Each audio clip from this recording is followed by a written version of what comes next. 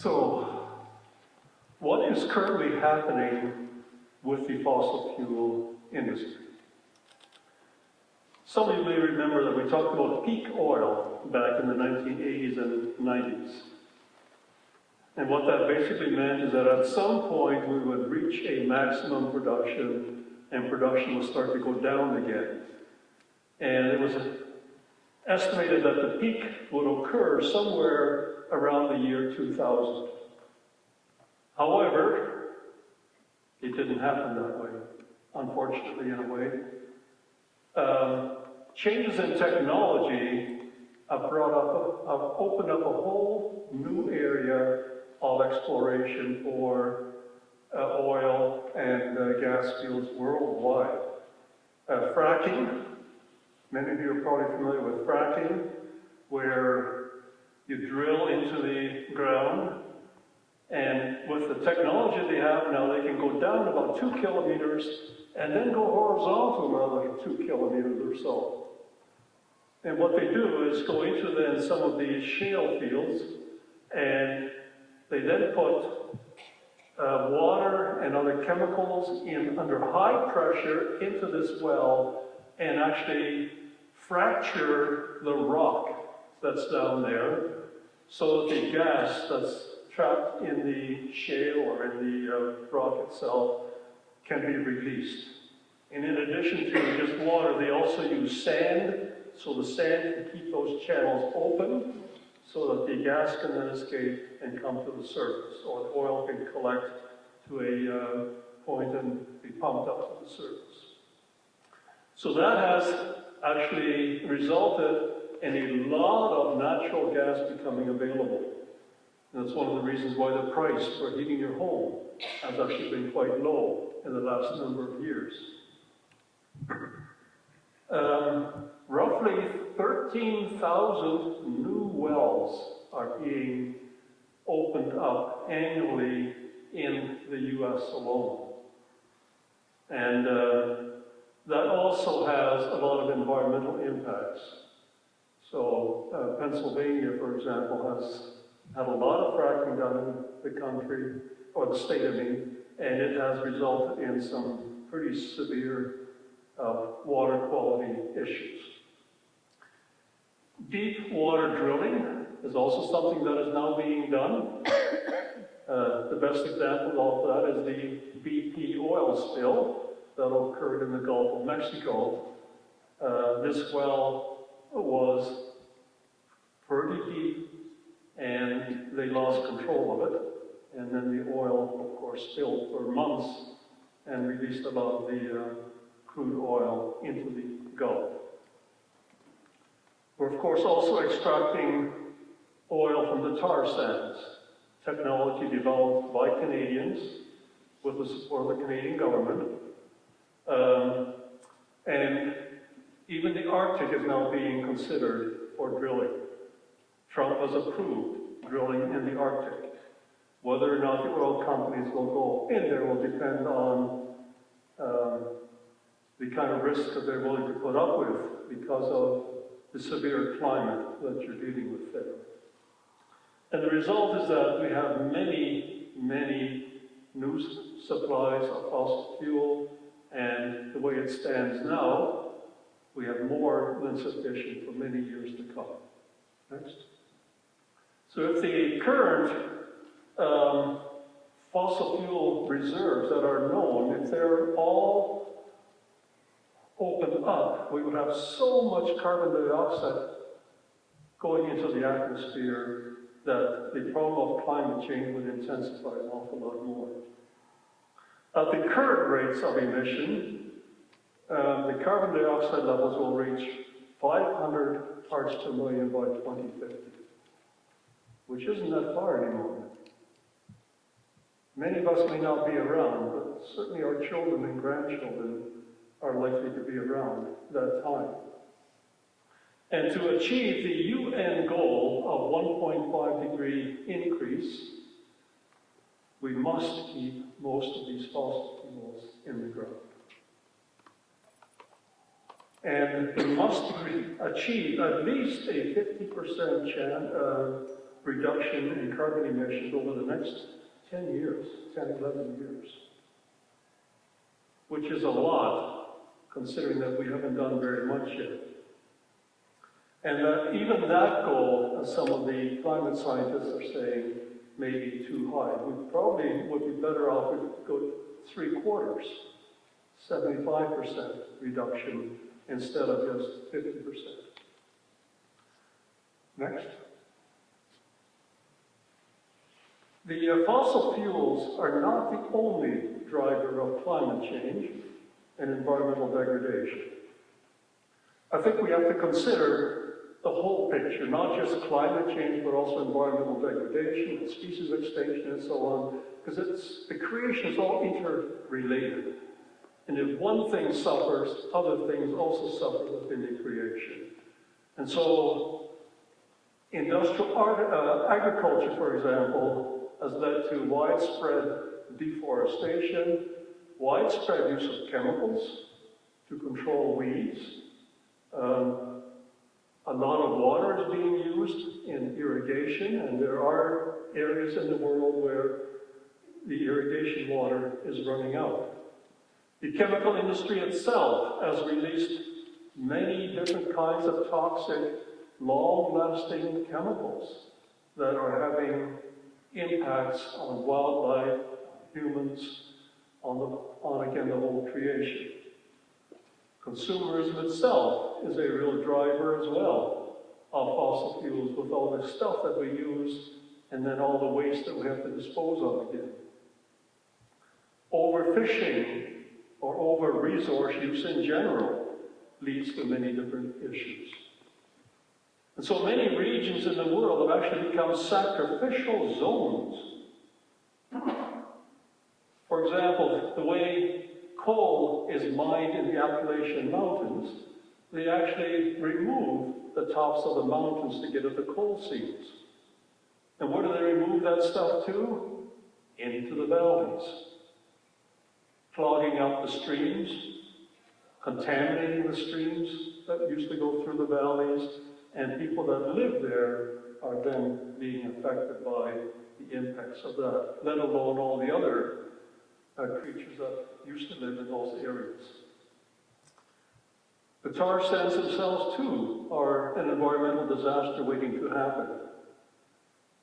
We have these so-called settling ponds that are vast lakes containing toxic residues from the extraction process, sitting right next to the Athabasca River and above the water level in the river. And if they were to get a downpour, as we've been having at times, the lakes could easily overflow and the containment walls could be breached, and all those toxic chemicals will go into the Athabasca water system. Something we don't even want to imagine the devastation that could cause. The Chernobyl nuclear reactor action that happened in 1986, I believe it was, has left vast areas contaminated with radioactive materials. It's really a zone that is excluded for people. Fracking in Pennsylvania. Conversion of rainforests into coconut or palm trees in order to produce biofuels to supplement our use of fossil fuels. That also changes the whole ecosystem when you replace a jungle-type forest with a monoculture of palm trees. And so the whole creation is groaning under the impact of humans. And where is justice in all that? How are people affected? How are their lives changed because of what we have done? So we need to consider those things. Next. So what kind of an economic system is it that drives us to do these things to the creation? Why do we do it? As Christians, we say that we are to be stewards of the creation, and yet we see all these things happening around us. And I think part of the responsibility lies with our dominant economic theory, one of extreme capitalism. I'm referring specifically to extreme capitalism, which is sort of what we're seeing in our society today, and I'll elaborate on that. Our economic system has to grow. And if it doesn't grow, we have problems. Right? When have you heard a government say we need a zero growth economy? It has to be 2, 3, 4, 8% even, as China's been doing for many years. But when you have uncontrolled growth occurring in any living organism, we call it a cancer. And that cancer eventually kills its host. And what we're seeing is that our economic system is destroying the very world that we're living in. And followed with endless consumerism, we just use up resources left and right. Our economic system does not include externalities, and by that we mean the impact that it may have on the atmosphere in terms of the gases we release into the atmosphere. And the gases can be very toxic, such as some of the coal dust that is spewed into the air from coal-fired burning stations in China, for example. Waterways are polluted because our wastes are dumped into the waterways. We're doing pretty good in North America on some of these things now because we've gone through that stage and we have learned to clean up somewhat, at least. But you also have social costs associated with the way in which we run our economic system. For example, labor is simply treated as another requirement for industry to do its thing in order to convert the resources into consumer products. Job security is another big issue for many people. A lot of concern about job issues. If there's a downturn, people are automatically laid off. There's no justice there for those people. Healthcare. We're fortunate in Canada that we have good health care available, but certainly that's not the case south of the border. And so you have justice not being part of the economic system. Also, people like to have minimal regulations. We want to minimize regulations. We hear that call from the Republicans, from the Conservatives here in Canada. We want to minimize regulations, make it easier for corporations and so on to do their work. And we also kind of encourage that through very powerful lobbying groups. Unfortunately, many of our government officials listen to those powerful lobby groups. It's become a big business for spokesmen or spokespeople on behalf of industry to lobby politicians for specific end goals. There's a strong emphasis on free trade between nations. Did you know that under the free trade agreement from the Mulroney era, a corporation could sue the Canadian government for implementing policies or regulations that would impact their profitability? There are some corporations that are suing the Quebec government because they were denied the right to frack under the St. Lawrence River.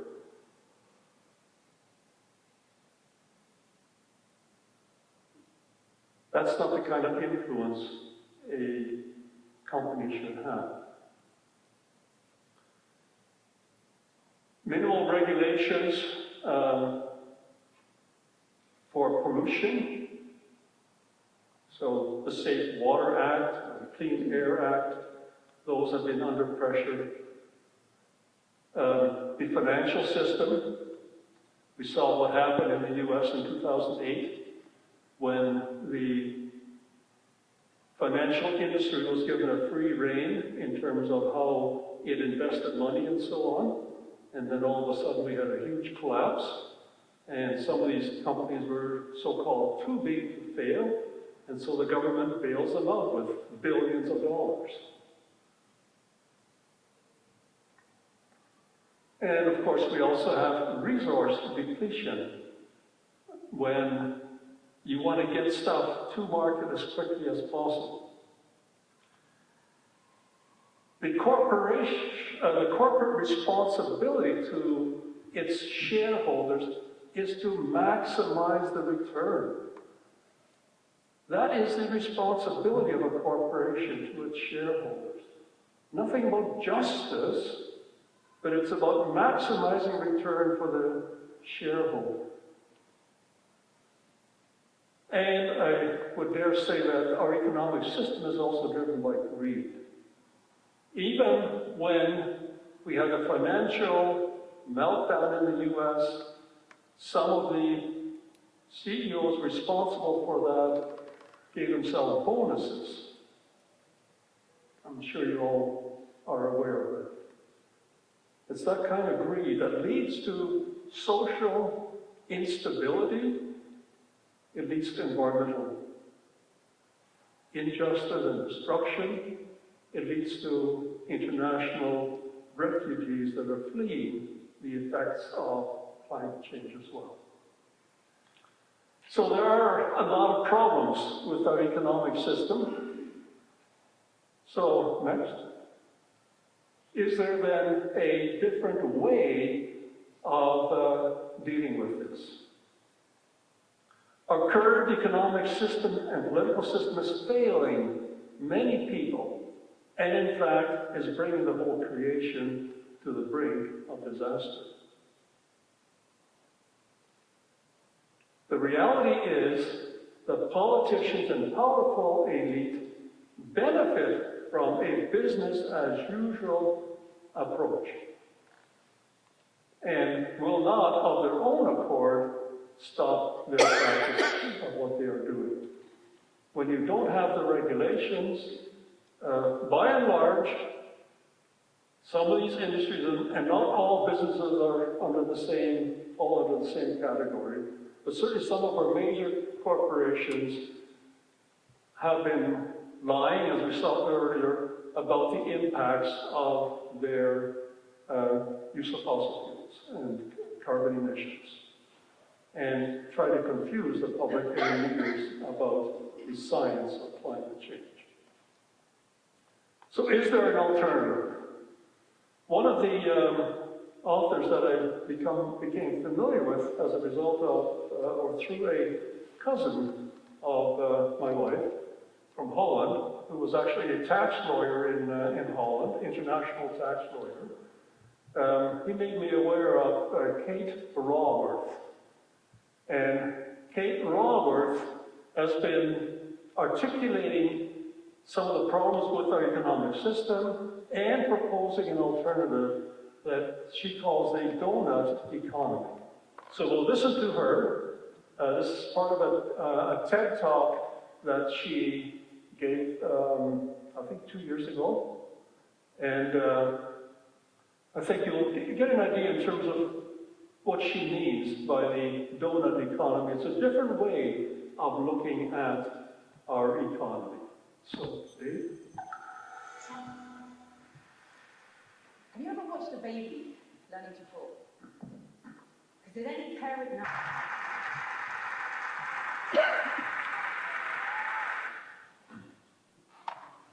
It's a lot of material in 15 or 16 minutes. Maybe just unpack a little bit of this with the next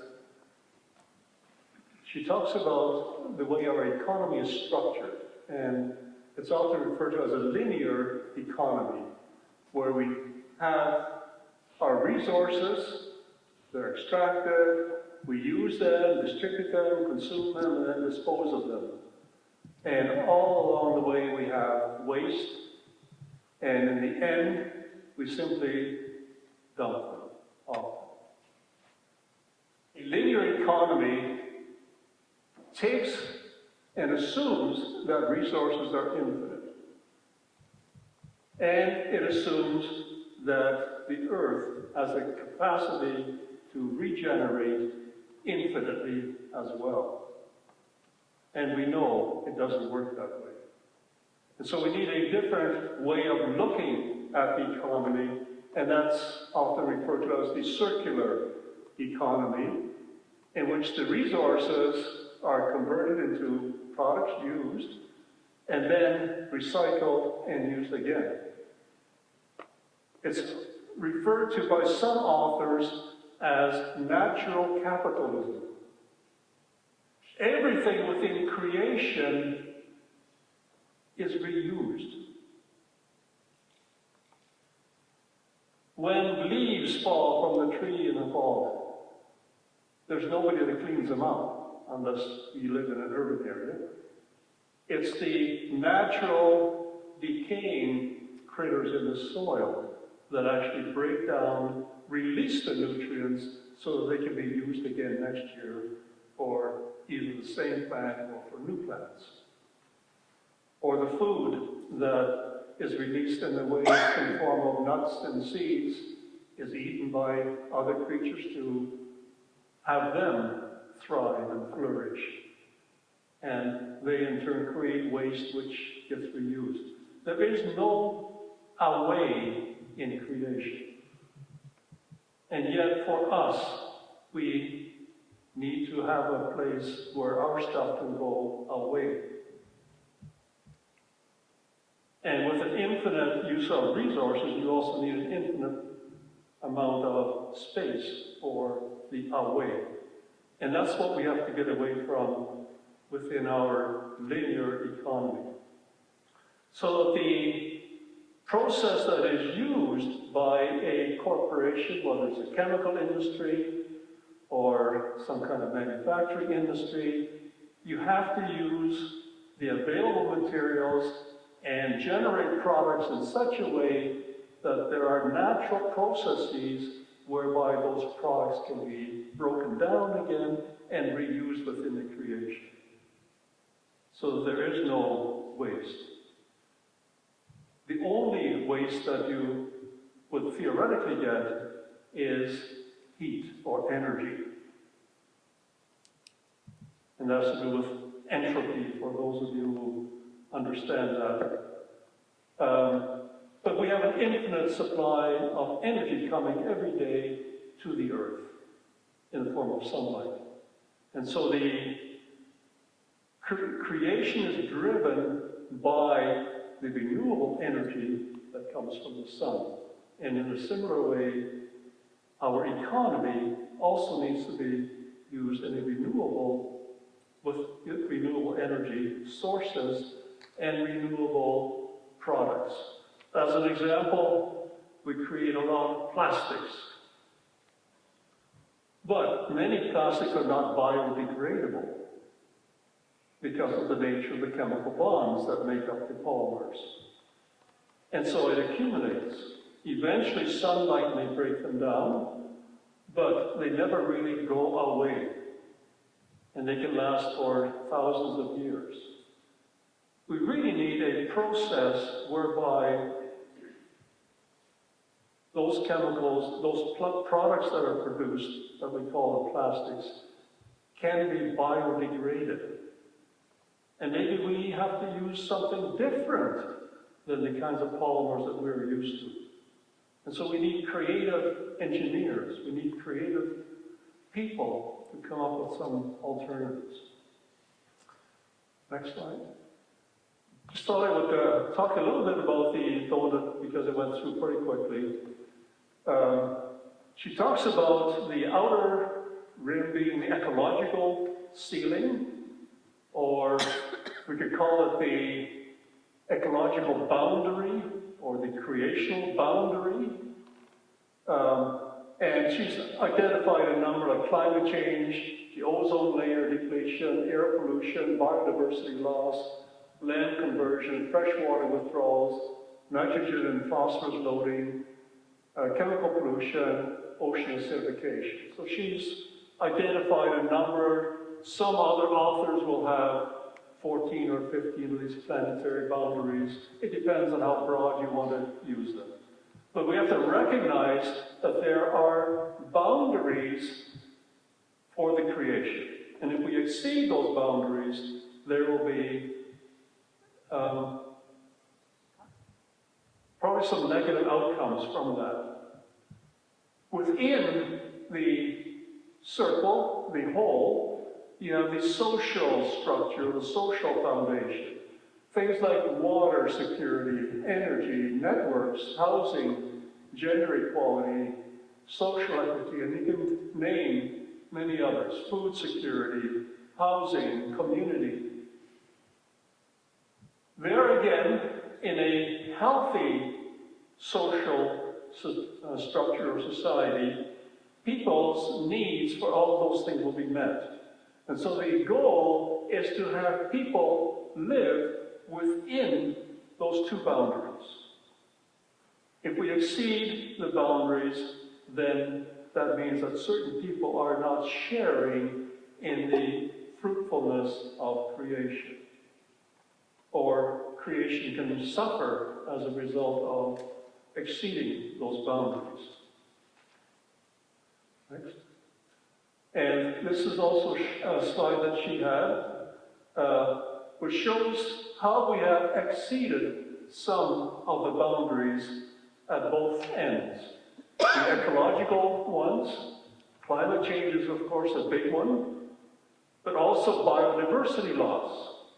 We are losing species at a rate unprecedented in recent history because of changing environments. Land conversion, we've converted a lot of our land into, our forest into agricultural land. We saw some of that happening in the Brazilian rainforest. Freshwater withdrawals, it's questionable whether we are have exceeded that, and certainly in some areas of the world that's been exceeded, where we're using so much water from the ground that the land is actually subsiding. In California, I was just listening to the CBC this week, they're saying that in the Central Valley, where they grow all the food for most of North America, the land has subsided over 8 meters.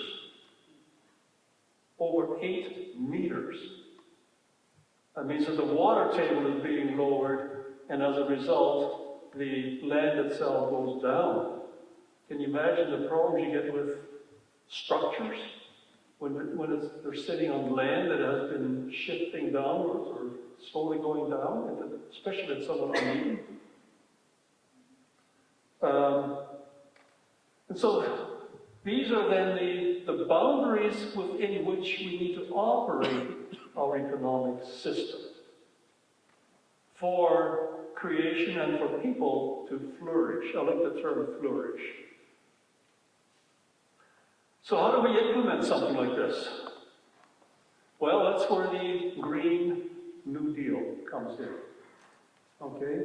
The New Deal is actually based on what happened in the U.S. during the Great Depression in the 1930s.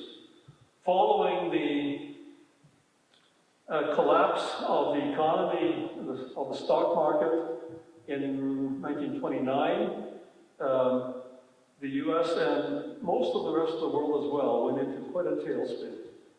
And the President Franklin Roosevelt was then the president in charge, and he came up with a plan that was called the New Deal, where there were a series of programs to help people get out of that. So, public works projects, financial reforms to prevent it from happening again, regulations on a number of different things, and also in terms of how the land was being used because of the dust storms that were blowing in the Midwest. And during the 1930s, then, as they implemented some of these policies, gradually people were brought back to work again, and the economy started to recover and go back to normal levels. So there were a lot of bank failures during this time, high unemployment, and serious poverty. And so those issues were the ones that were being addressed then by the New Deal. And you have the 3 R's, they're often called that: relief for the unemployed and the poor, recovery of the economy back to normal levels, and reform of the financial system to prevent a repeat depression. And the need for a New Deal today is also fairly obvious, with a lot of the injustices that we've been talking about earlier. So, we need to address many of these issues simultaneously. It's a daunting task. We can't just change one thing and expect everything else to fall in place. It's a vision, a big, big vision. And the next please. So variations of the Green New Deal are being introduced in a number of different countries. So it's not just restricted to North America. Europe is working on some of these things. The NDP, to some extent, the Green Party more in Canada, is working with the concepts of a Green New Deal. And especially in the US, a new member of the Congress, Alexandria Ocasio-Cortez, she has been really pushing the Green New Deal. And she's an amazing woman. That is upsetting the political system somewhat in the States, if that's possible. But she's doing a lot, and a number of the candidates for the Democratic nomination are supporters of the Green Deal. Elizabeth Warren is one of them, and Bernie Sanders is another. So they are supportive, so it's getting quite a bit of discussion. So there's hope there. Naomi Klein, I don't know how many people heard of Naomi Klein? A number of you. She's written a number of books. This is one of her earlier ones, a book, This Changes Everything. It's a book that she wrote also talking about the climate change. And the most recent one of her book is called On Fire. And the burning case for a Green New Deal. Kind of a play on words. The burning case, obviously, she thinks it's very important. Naomi Klein is a journalist, but has been dealing with climate change for many, many years already. She is a Canadian, living in, she grew up in the BC area, is now currently in the US on a special award. She's at Rutgers, where she is the inaugural Gloria Steinem Endowed Chair in Media, Culture, and Feminist Studies at Rutgers University. So she was also very active in Canada, formulating a proposal for, that wasn't called a New Green Deal, it was called the LEAP. It was a proposal that was similar to the Green New Deal. And so we're going to listen to her talk a little bit about this during an interview that she had recently. Of your book. It's called On Fire, burning case, the burning case for a Green New Deal. People throw around that term. Certainly the candidates are talking about it across the political spectrum, whether they're for it or against it. What to you is the Green New Deal, and what is the crisis that we are facing? Well, first of all, it's great to be with you, Amy and Juan.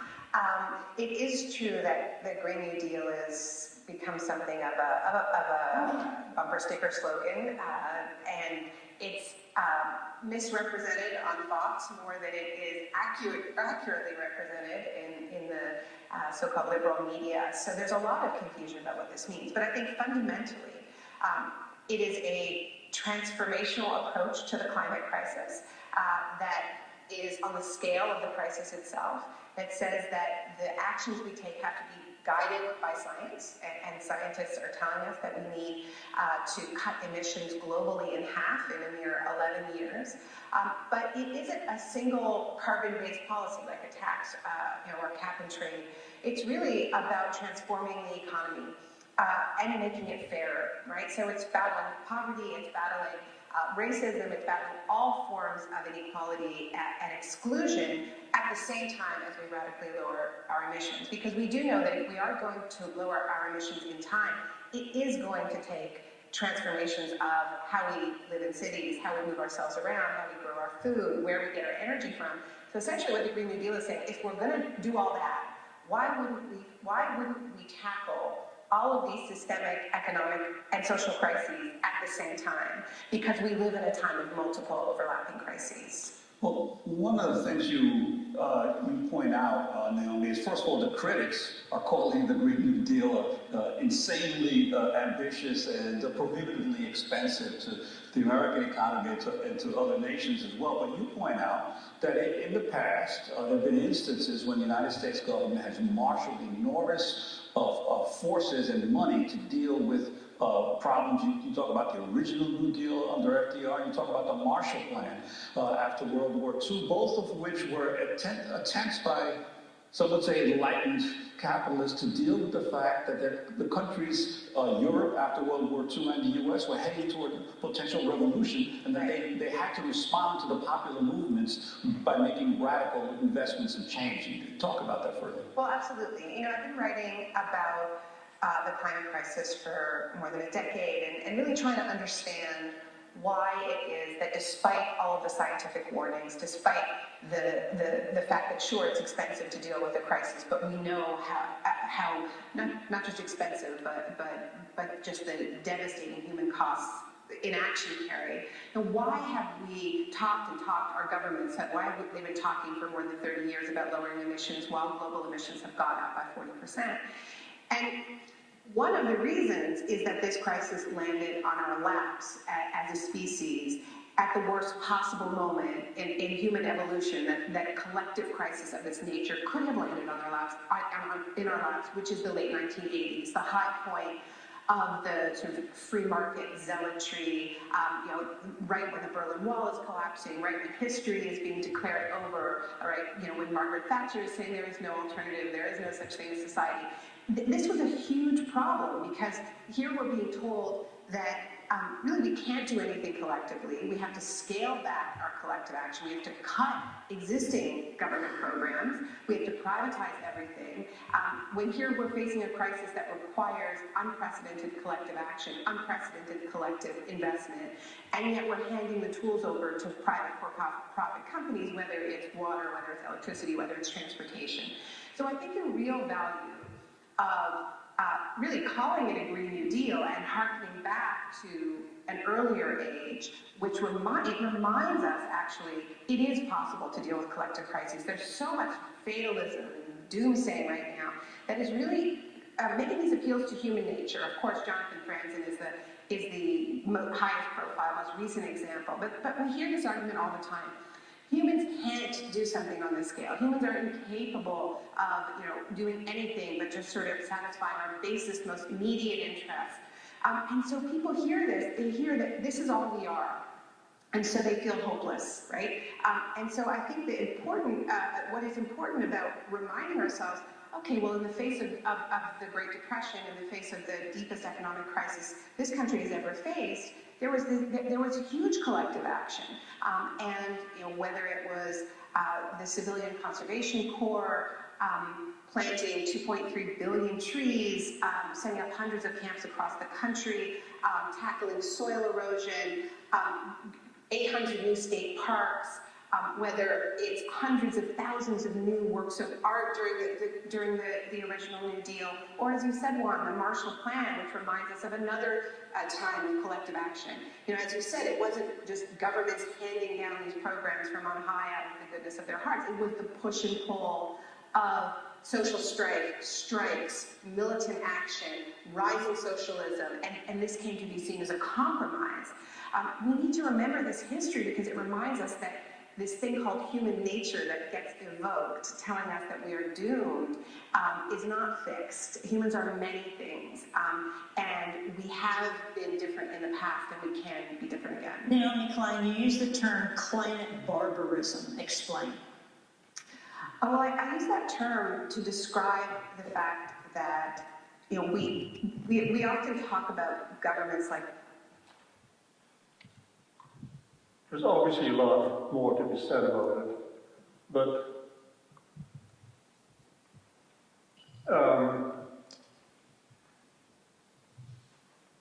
the Green New Deal is then a transformational project, as she says. We have to transform many aspects of society that addresses not only climate change, but also associated social and justice issues. So some of the points that are being emphasized: no new infrastructure spending on fossil fuels. It doesn't phase out fossil fuels immediately, but let's not continue to invest as a society into new infrastructure, such as building a new pipeline that we're talking about in Canada. We have to phase out oil, that's obvious, I think, at this point. And so no new infrastructure to be invested in. No further subsidies on the fossil fuel industry.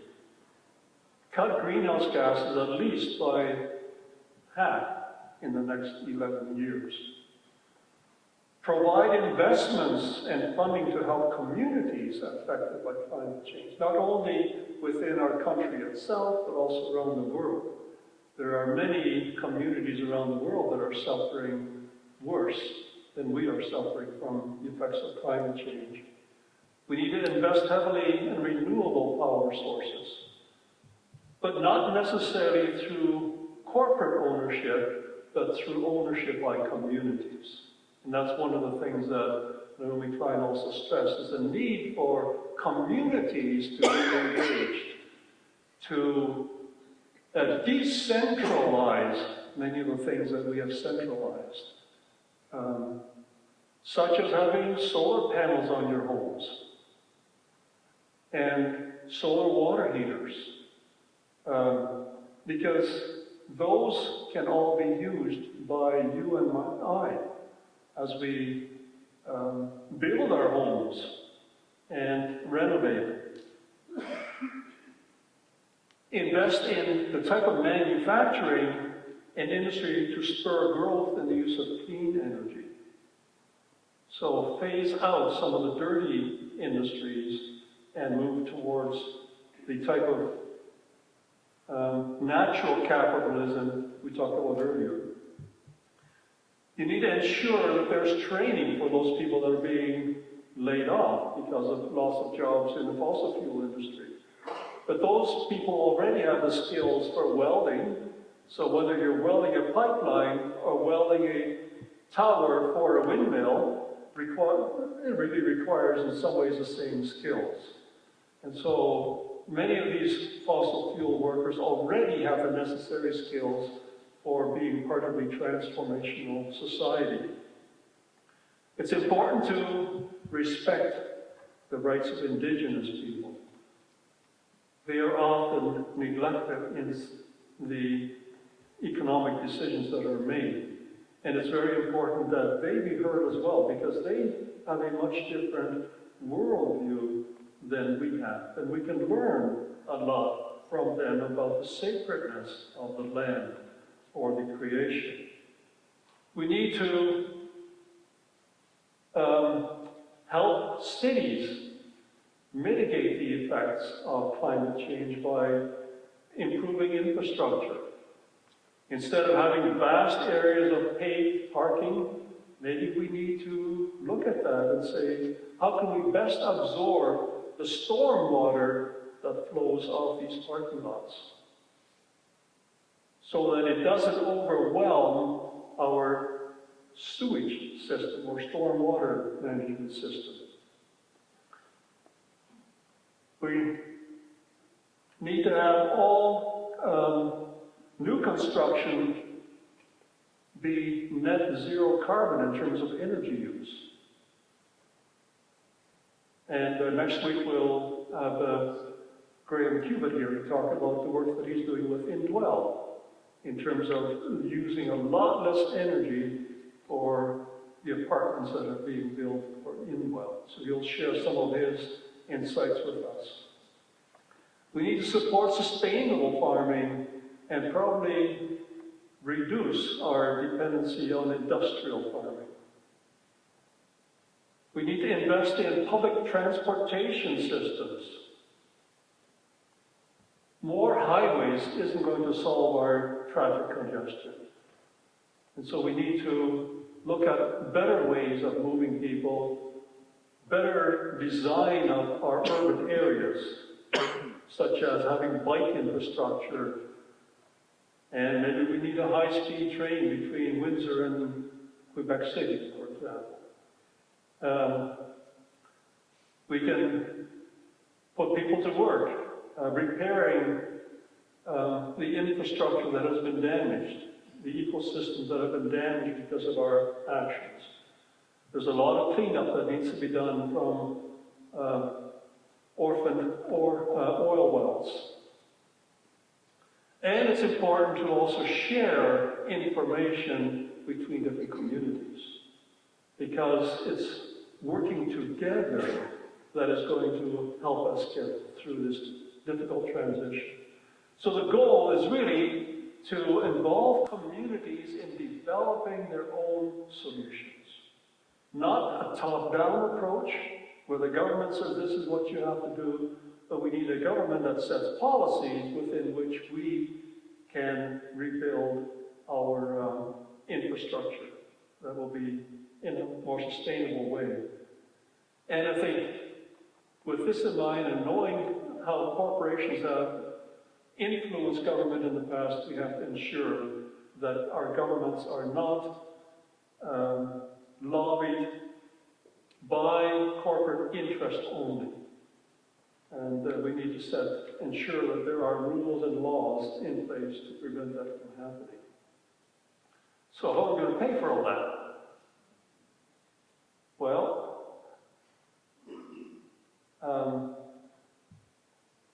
we're going to need a lot of money. And some of that will have to come from the existing fossil fuel industry as we phase out the use of fossil fuels. No more subsidies, for example. Higher taxes on wealthy individuals who have made their fortune on really creating the problems that we have. They need to take some responsibility for what needs to be done. There will be many new jobs created in the sustainable energy sector. Many statistics show that sustainable energy employs a lot more people than the oil industry. And in Canada, we have many, many more people currently being employed in the sustainable energy system than in the petroleum industry. There will be many new jobs involved in upgrading our existing structures, like our homes, our offices, other facilities, we have to realize as well that the cost of inaction is also extremely high. We looked at some of the costs of a few of the Category 5 hurricanes earlier. $200 billion for a couple of hurricanes in 2017. In a way, that's wasted money. Because all you're doing is rebuilding what you had, or trying to rebuild what you had. And so we need to be proactive and do some of this as soon as possible to prevent some of the more serious effects from happening. And I think we can also reduce some of our military spending. If you look at the next slide, you can see that the world spending on military alone is $1.8 trillion. That's a lot of money that could be used. Even if we were to use half of that for getting some of this work started, that would already make available a lot of money. Military tends to be more destructive than upbuilding or improving our lot. So, I'd like to show one more video. We talked about Catherine Hayhoe a while back. She's a Christian atmospheric scientist, actually a Canadian, working in Texas of all places. And she has done a lot of work amongst the Christian evangelicals in terms of creating awareness about climate change. And we'll let her, there she is. So, Dave.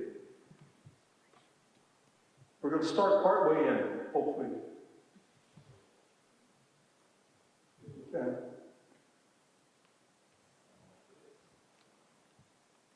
Years, the scientists first formally warned the U.S. president of the dangers of a changing climate.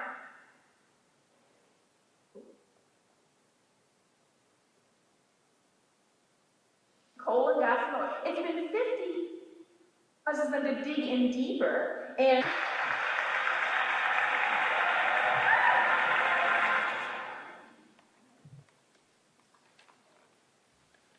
powerful message.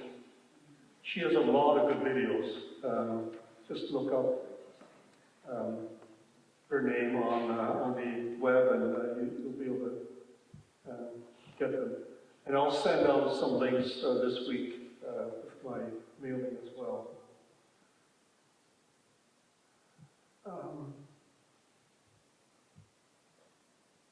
The next one. Yeah. This is a picture of Sudbury, taken around the 1970s. And you can see the devastation that you find there from the smelting operation at Inco and Falconbridge. Basically destroying all life around the Sudbury area. And a picture about 40 years later, it's right here. Notice what I've circled, the stump and the building and the background. If we just go back, Dave, you can see them there and there. What happened in between? Well, first of all, the emissions of sulfur dioxide were restricted by government regulations. Inco said it can't be done. The Ontario government says it will be done. They threatened to move out, but in the end, they were able to reduce their emissions of sulfur dioxide significantly. In addition, they also neutralized some of the acid that result from sulfur dioxide by adding powdered limestone to the lakes and to the soil. And this is the result. The creation has an amazing ability to renew itself if we give it a chance. But if we continue to do what we're doing, the creation is going to stop functioning the way God intended it. So I'd like to end with a quote from Rachel Carson. "We stand now where two roads diverge, but unlike the road in Robert Frost's famous poem, they are not equally fair. The road we have been long traveling on is deceptively easy, a smooth superhighway on which we progress with great speed. But at the end lies disaster. The other fork in the road, the one less traveled by, offers our only chance to reach a destination that assures the preservation of our earth." This was written in 1962. As a result of the widespread use of pesticides like DDT, she wrote about the impact that was having on wildlife, and hence the term silent spring. The birds would no longer be chirping and praising their maker because they were being killed off by the DDT. Again, there was a tremendous amount of resistance to her ideas that she wrote about in her book Silent Spring, but it became a turning point, and that's also when the environmental movement got started. And she actually died of cancer herself a few years later and didn't see the full impact of her work, but the Environmental Protection Agency came out of some of the work that she was doing in the US. And that also gives us hope that the creation can renew itself. As we saw in Sudbury, it's a different problem, but it was also one that was thought to be unsurmountable. But it was done. And so we need the same kind of thing on a much larger scale for tackling climate change.